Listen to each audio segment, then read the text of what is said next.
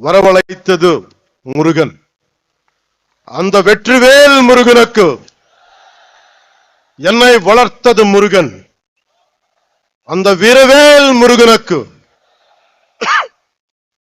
எனக்கு துணிச்சல் தந்தது முருகன். அந்த சுரவேல் முருகனுக்கு. மதுரைக்கும் முருகனுக்கும் நெருக்கம் அதிகம்.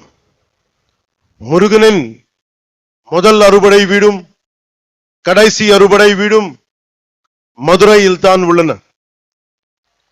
மதுரை என்பது மீனாட்சி அம்மன் பட்டினம். மீனாட்சி அம்மன் தாய் பார்வதியின் அம்சம்.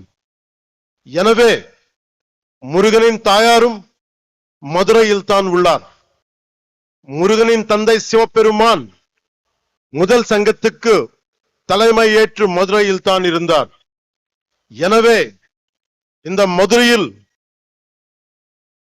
தாயமே இருக்கிறார், தந்தியும் இருக்கிறார், மகனும் இருக்கிறார்.